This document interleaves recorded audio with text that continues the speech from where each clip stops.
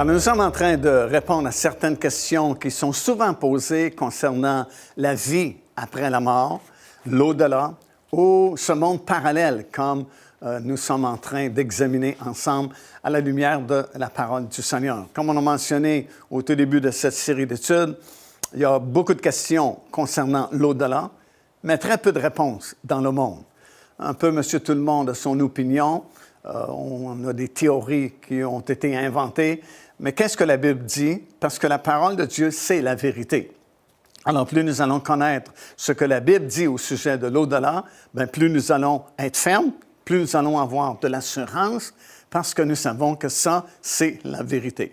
Alors, on veut répondre à une autre question, souvent, elle est posée de cette façon-ci. Qu'est-ce qui arrive vraiment quand une personne meurt?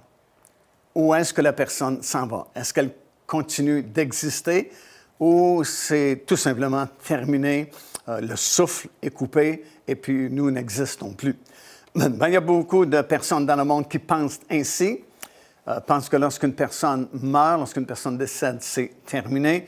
On va tout simplement l'enterrer puis la personne n'existe plus. Mais ce n'est pas vraiment ce que la Bible enseigne et nous allons découvrir à l'aide de la parole de Dieu ce que le Seigneur Jésus lui-même nous dit sur ces sujets-là.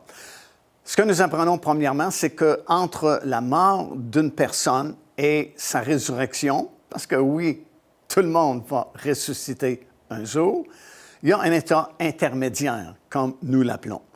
Présentement, si quelqu'un meurt dans le Seigneur, ou meurt comme un juste, comme on a expliqué au début de cet enseignement, oui, son corps s'en va à la poussière de la terre, mais son esprit et son âme s'en vont directement au ciel dans la présence même de Dieu.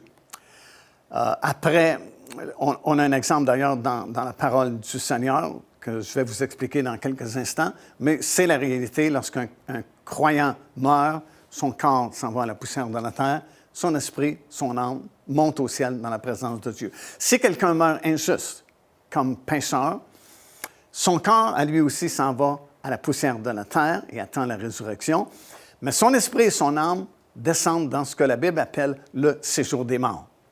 Alors, ce que nous allons apprendre au cours de cette étude, c'est qu'il n'y a que deux endroits dans l'au-delà. En haut, le ciel, en bas, l'enfer, ou le séjour des morts. Le séjour des morts, jusqu'au moment où Christ est venu, était composé de deux endroits principalement. Et il y avait un abîme qui séparait ces deux endroits-là. Un premier endroit s'appelait le paradis et l'autre côté s'appelait l'enfer. Bien sûr, il y a d'autres départements, si vous voulez, dans le séjour des morts. Il y a un endroit qui est très profond, que la Bible appelle l'abîme, dans lequel est gardé, par exemple, une certaine catégorie d'anges déchus qui auraient provoqué la race de géants à l'époque de Noé. Ils sont gardés là jusqu'à temps du jugement, des 7 années de tribulation, où ils sont relâchés pour un peu de temps. Mais principalement, le séjour des morts consistait dans ces deux endroits-là, le côté du paradis et le côté du séjour des morts. Lorsqu'une personne meurt juste, comme j'ai mentionné, son esprit, son âme montent au ciel, parce qu'il y a eu un changement qui s'est produit lorsque Jésus-Christ est venu sur cette terre il y a à peu près 2000 ans maintenant. Lorsque Jésus est venu, il a donné sa vie pour nous sur la croix de Golgotha. Et lorsqu'il est mort, cette journée-là, il est mort, on le sait, à 15 heures exactement, le 14 du mois de Nissan, parce que la fête de la part biblique se produit toujours le 14 du mois de Nissan. Le mois de Nissan correspond à notre printemps, le mois de mars ou le mois d'avril, dépendamment des années. Mais lorsqu'il est mort sur la croix, son corps a été enseveli dans le tombeau qui existait à l'époque, mais son esprit, son âme sont descendus dans ce séjour des morts. Nous allons le lire un peu plus tard dans le livre de Paul, la lettre de Paul aux Éphésiens, par exemple, qui nous enseigne à ce sujet-là comment Christ, son esprit est descendu dans les régions inférieures de la terre. Donc, il est descendu dans le séjour des morts. Et à partir de ce moment-là, il a été là pendant 3 jours et 3 nuits. Et il y a beaucoup d'événements qui se sont produits durant ces 3 jours et 3 nuits. dont je vous parlerai un peu plus tard. Mais ce qui est important de savoir à ce moment ici, c'est qu'après 3 jours et 3 nuits, il est ressuscité d'entre les morts. Et peu de temps après sa résurrection, il est monté au ciel. Il est d'abord monté avec son propre sang pour faire la purification sur le propitiatoire, le couvercle de l'Arche de l'Alliance, qui est toujours dans le lieu très saint du temple là-haut dans le ciel. Puis il est revenu sur la terre et 40 jours plus tard, il a monté au ciel depuis le sommet de la montagne des Oliviers qui est en face de la ville de Jérusalem. Et ce que nous apprenons dans les Écritures, c'est dans l'épître de Paul aux Hébreux, il nous explique que par sa résurrection et son ascension au ciel, il a inauguré une route nouvelle qui permet maintenant à chaque croyant, chaque personne qui a accepté le Seigneur Jésus-Christ comme son Seigneur et Sauveur, au moment de son décès, son esprit et son âme n'ont plus besoin de descendre dans le séjour des morts, mais s'en vont directement au ciel, parce que comme il est écrit dans l'Épître aux Hébreux, Jésus-Christ, par sa résurrection et par son ascension, il a inauguré la route nouvelle qui nous conduit désormais au ciel. Alors, avant la venue du Seigneur Jésus-Christ, justes comme injustes descendaient tous dans le séjour des morts au moment du décès. Les justes du côté du paradis, les injustes du côté de l'enfer. Mais depuis la venue du Seigneur Jésus-Christ, tous les croyants, tous les justes montent au ciel parce que la route a été inaugurée. Et les injustes, ceux qui refusent le Seigneur Jésus-Christ, lorsqu'ils meurent, continuent à descendre dans ce séjour des morts, et ils resteront là jusqu'à la toute fin du règne de 1000 ans, qui n'est pas encore venu, et ce n'est qu'à ce moment-là qu'ils reviendront à la vie, comparaîtront devant le jugement du grand trône blanc, et malheureusement, leur destination finale sera l'étang de feu. Ici l'évangéliste Mario Massicotte qui vous invite à vous inscrire à notre lettre de nouvelles électronique.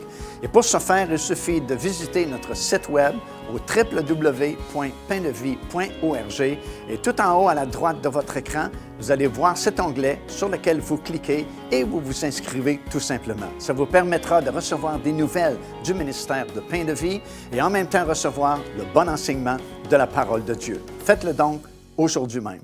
En réalité, c'est dans l'Évangile de Luc, dans le 16e chapitre, que le Seigneur Jésus-Christ va soulever le voile pour nous permettre de jeter un regard, justement, dans le monde parallèle, dans cet au-delà, en nous expliquant la mort de 2 personnes. Une mauvaise personne et une bonne personne, ou une personne injuste et une personne juste, selon Dieu. Il y avait ce mauvais riche et il y avait Lazare également. Et le Seigneur Jésus nous raconte dans ce 16e chapitre de l'Évangile de Luc qu'un jour les deux sont morts. Le mauvais riche est mort et Lazare également est mort. Et puisque leur décès s'est produit avant la mort et la résurrection du Seigneur Jésus-Christ, comme je viens de vous expliquer, les deux sont descendus dans le séjour des morts, mais dans des endroits différents. Puisque, comme on a mentionné, le séjour des morts, à cette époque-là, était séparé en 2 parties, le côté du paradis pour ceux qui étaient justes et le côté de l'enfer pour ceux qui étaient injustes. Et il y avait même un gouffre qui séparait ces 2 endroits, de façon à ce que ceux qui étaient d'un côté ne pouvaient pas traverser de l'autre côté. C'est certain que ceux qui étaient du côté du paradis n'étaient pas intéressés à traverser du côté de l'enfer, mais peut-être ceux de l'enfer auraient été intéressés à changer de place. Mais ils ne le pouvaient pas parce qu'il y avait un gouffre entre ces 2 endroits. Alors, les 2 personnes sont mortes et au point de vue humain, ces personnes n'existent plus. Sûrement qu'il y a eu des cérémonies funèbres qui ont été célébrées. On a probablement pleuré la mort de ces personnes. Les familles ont été en deuil. Puis, le temps passe, les semaines, les mois, les années, et puis tout doucement, nous les oublions parce que ces personnes ne vivent plus sur la terre. Elles sont considérées mortes. Elles sont considérées comme disparues. Elles n'existent plus. Pourtant, Jésus va soulever le voile qui nous sépare de l'au-delà, du monde parallèle, et nous retrouvons ces 2 mêmes personnes vraiment très vivantes de l'autre côté, dans le séjour des morts. Et non seulement elles sont vivantes, mais elles ont gardé toutes leurs facultés. Le mauvais riche qui est là, est bel et bien vivant, même s'il est considéré mort, considéré comme parti, disparu. On ne pense presque plus à lui.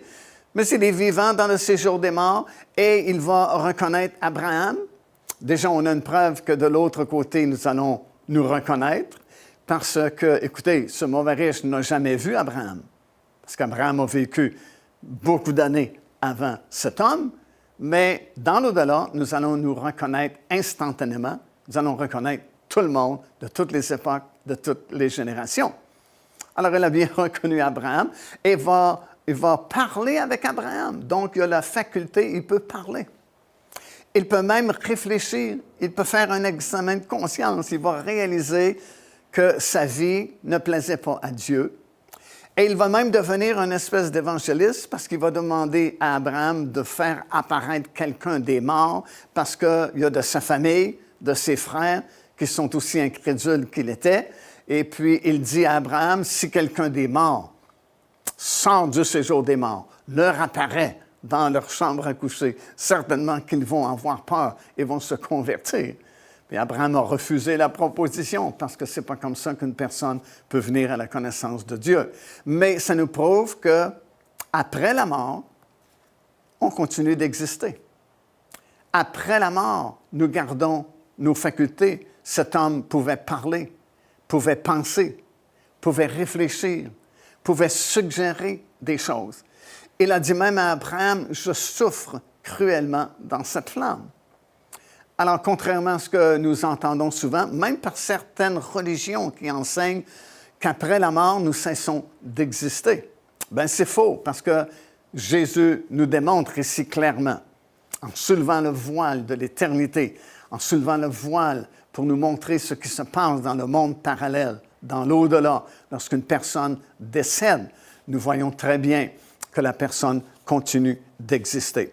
Ce séjour des morts contenait Lazare du côté du paradis et puis avait accueilli ce mauvais riche du côté de l'enfer. Et c'est une preuve de plus qu'il y a une vie après la mort. Oui, le corps ne vit plus. Il retourne à la poussière de la terre. Mais vous savez, le corps, ce n'est pas la vraie personne. La vraie personne, elle est à l'intérieur. C'est l'esprit et l'âme. Le corps, ce n'est que comme un vêtement qui transporte l'esprit et l'âme de la personne. Et lorsque le corps meurt, retourne à la poussière de la terre, la personne continue d'exister. Écoutez ce que Jean dit dans son épître, c'est le 2e chapitre et au verset 26. Il dit « Comme le corps sans âme est mort, de la même façon, la foi sans les œuvres, elle est morte. » Alors, le corps sans l'âme est mort. Donc, au moment de la mort, lorsque l'esprit et l'âme quittent le corps n'a pas de vie par lui-même. Le corps vit parce qu'il y a une personne à l'intérieur. L'esprit est l'âme de la personne. Lorsque l'esprit, l'âme de la personne quittent le corps meurt. Et c'est pourquoi souvent il y a cette confusion, parce que la Bible admet que le corps n'a pas de vie. Le corps retourne à la poussière de la terre, n'a pas conscience de ce qui se passe. Mais la vraie personne, l'esprit et l'âme de la personne continuent d'exister. Alors, comme nous venons de lire, la mort, c'est la séparation de l'esprit et de l'âme du corps de la personne. Le corps meurt, mais l'âme et l'esprit continuent d'exister. Le corps retourne à la poussière de la terre, mais l'esprit et l'âme continuent d'exister, soit maintenant dans la présence de Dieu là-haut dans le ciel, ou pour les injustes qui meurent sans Christ, continuent d'exister dans ce séjour des morts qu'on appelle l'enfer, qui un jour va se vider de tous ses occupants qui comparaîtront devant le jugement du grand trône blanc. Mais ce qui est intéressant pour nous, c'est en ayant accepté le Seigneur Jésus-Christ, nous allons continuer d'exister après la mort physique, et non seulement exister, mais exister dans la présence de Dieu là-haut dans le ciel. Procurez-vous cet enseignement disponible dès maintenant sur notre site web au www.paindevie.org. En visitant notre boutique web, vous pourrez commander ou même télécharger les enseignements. Vous trouverez aussi plusieurs autres produits contenant des centaines de sujets pour votre édification. Alors, tous ces versets-là que nous venons de citer prouvent hors de tout doute qu'il y a une existence lorsqu'une personne meurt, elle continue d'exister. Son esprit et son âme continuent à vivre. Ce n'est que son corps qui est mort et qui retourne à la poussière de la terre. Elle a pleinement conscience d'exister, comme nous avons vu l'exemple de cet homme mauvais riche qui est mort et qui pouvait penser, réfléchir, parler, analyser les choses, parce qu'il avait gardé toutes ses facultés, même s'il était déclaré mort aux yeux des gens qui l'ont connu. Dans Luc chapitre 20 et le verset 38, nous lisons ceci: « Dieu n'est pas le Dieu des morts, mais le Dieu des vivants, car pour lui, ils sont tous vivants. » Alors Dieu n'est pas le Dieu des morts. Pour lui, il n'y a pas de mort. Parce que même s'ils sont décédés, ils sont vivants quand même. Ce n'est que le corps qui est décédé, que le corps qui retourne à la poussière de la terre. Dans Apocalypse, nous avons une preuve de cela très, très claire dans le 6e chapitre des versets 9.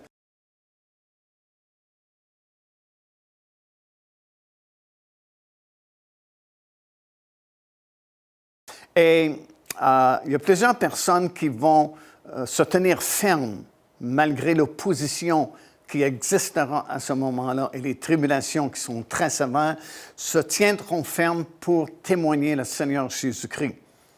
Et la plupart de ces personnes-là seront mises à mort, seront même décapitées, comme nous le lisons dans le livre de l'Apocalypse, à cause du témoignage qu'elles ont rendu au Seigneur Jésus-Christ.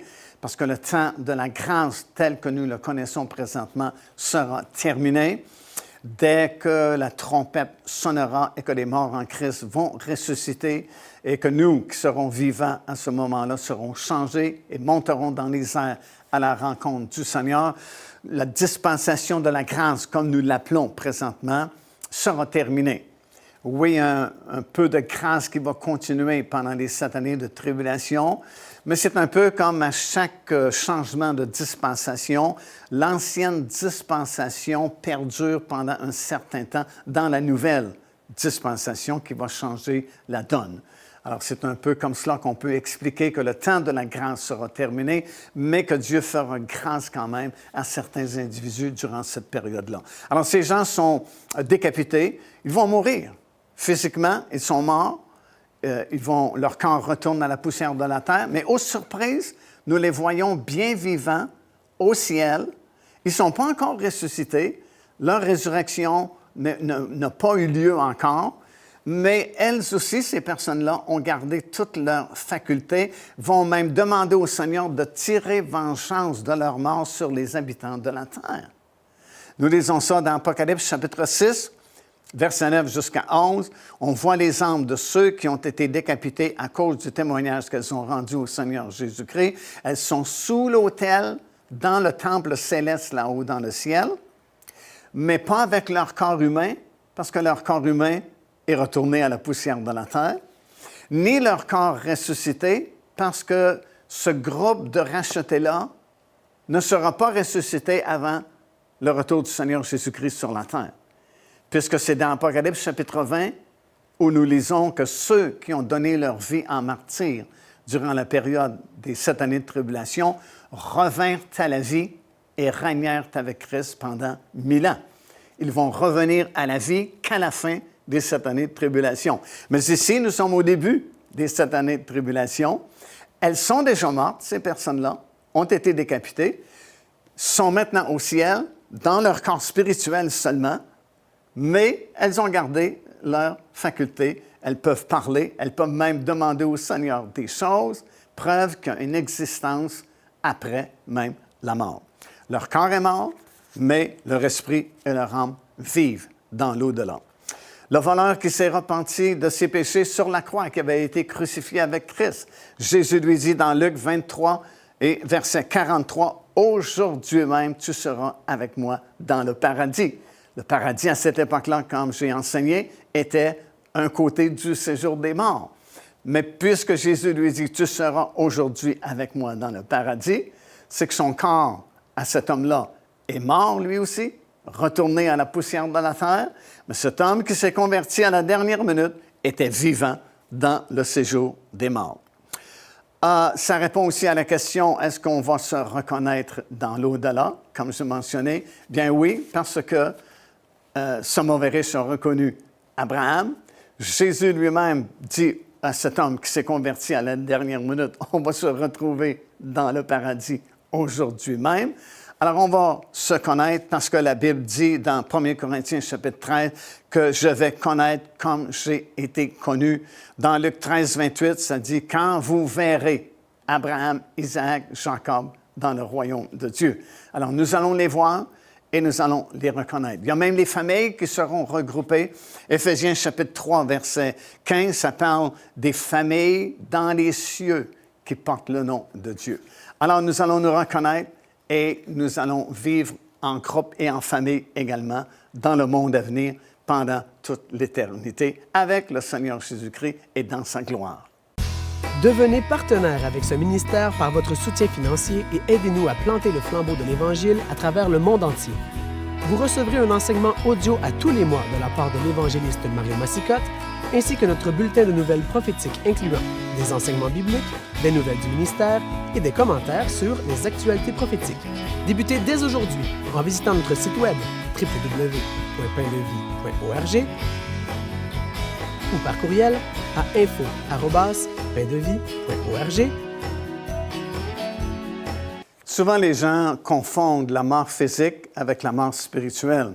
Et souvent, les gens disent, lorsqu'un chrétien meurt, il s'en va, puis il n'a plus conscience de rien, et puis ce n'est qu'à la résurrection des morts qu'il va revenir à la vie, se présenter devant Dieu. Mais ce n'est pas ce que la Bible enseigne. Comme j'ai mentionné, oui, le corps physique meurt, retourne à la poussière de la terre, et lui n'a pas conscience de ce qui se passe, conscience de rien, parce que sans esprit, sans âme, comme la Bible le dit, le corps plutôt est mort, il n'y a pas de vie en lui. C'est l'esprit et l'âme qui communiquent la vie au corps physique. Mais la vraie personne, elle, monte directement au ciel et elle est pleinement consciente, comme nous venons de lire dans Apocalypse chapitre 6, ces âmes qui ont été décapitées, elles sont pleinement conscientes, même si elles n'ont pas encore été ressuscitées, n'ont pas leur corps nouveau incorruptible, elles sont néanmoins très conscientes qu'elles existent dans l'au-delà. L'apôtre Paul dit ceci, dans Philippiens, plutôt, 1er chapitre et le verset 23, il dit « Je suis pressé des deux côtés. J'ai le désir de m'en aller et d'être avec Christ, ce qui serait de beaucoup le meilleur. » Alors, Paul lui-même dit « J'aurais le goût de partir et d'être avec le Seigneur. » Alors, si nous partons un jour avant que la trompette sonne, nous serons avec le Seigneur, comme dit l'apôtre Paul. 2 Corinthiens, 5e chapitre, versets 6 à 8, « Nous sommes donc toujours pleins de confiance et nous savons qu'en demeurant dans ce corps, nous demeurons loin du Seigneur. Mais si notre esprit et notre âme quittent notre corps, nous ne serons plus loin du Seigneur, nous serons immédiatement, instantanément avec le Seigneur dans sa glorieuse présence. » Et au verset 8, il continue en disant « Nous sommes donc pleins de confiance et nous aimons mieux quitter ce corps et demeurer auprès du Seigneur. » Alors encore une fois, nous avons une autre preuve ici qu'en quittant ce corps, nous sommes près du Seigneur et nous sommes avec lui. Lorsqu'une personne qui n'est pas sauvée par contre meurt, elle existe quand même, mais elle est dans ses tourments, dans ce côté-là du séjour des morts, et elle doit rester là encore très longtemps. Une autre question qui, quelquefois, est soulevée, peut-être moins de nos jours, mais qui était soulevée il y a plusieurs années passées, est-ce que vraiment il y a un endroit qui s'appelle le purgatoire ou un endroit qui s'appelle les limbes? Parce que la religion nous avait enseigné dans les années passées qu'entre la mort et la résurrection, il n'y avait pas seulement le ciel et l'enfer, mais il y avait le ciel, oui, l'enfer, oui, mais aussi le purgatoire et un autre endroit qu'on appelait les limbes. Le purgatoire, c'était pour les gens qui mouraient, mais pas en état de grâce, comme on disait à l'époque. Il n'était pas juste à 100%, et le feu du purgatoire, c'était pour les purifier. Bien, écoutez, c'est une doctrine des hommes qui a été ajoutée au credo de l'Église de ce monde, parce que le purgatoire, selon la définition qu'ils en donnaient, c'était ceci: le purgatoire est un état après la mort où les âmes des défunts restent pour être aidées et libérées par des prières, par des messes ou par des bonnes œuvres. Et ce dogme-là a été inventé en 1545. Et il a été ajouté comme un dogme à l'Église en cette année-là, lors du Concile des 30. Mais avant cette année-là, on n'en parlait pas. C'est comme si le purgatoire n'existait pas avant 1545, puis à partir de 1545, le purgatoire existait. Mais ce n'est pas ce que la Bible enseigne. La Bible ne parle pas de purgatoire, et le feu du purgatoire ne peut pas purifier les âmes. Seulement le sang de Jésus peut purifier quelqu'un. Seulement le sang de Jésus peut pardonner les péchés. Autrefois, les gens allaient à la confesse, comme on parlait, se confessaient à un homme, pensant que lorsqu'ils donnaient l'absolution, que leurs péchés étaient pardonnés devant Dieu. Mais ce n'est pas le cas, parce qu'aucun homme peut pardonner les péchés. Seulement le sang de Jésus peut pardonner et enlever le péché de ce monde. Lorsque Jean-Baptiste a vu venir Jésus au Jourdain pour être baptisé, il a dit: « Voici l'agneau de Dieu qui ôte le péché du monde. » Seulement le sang de l'agneau peut faire une telle chose.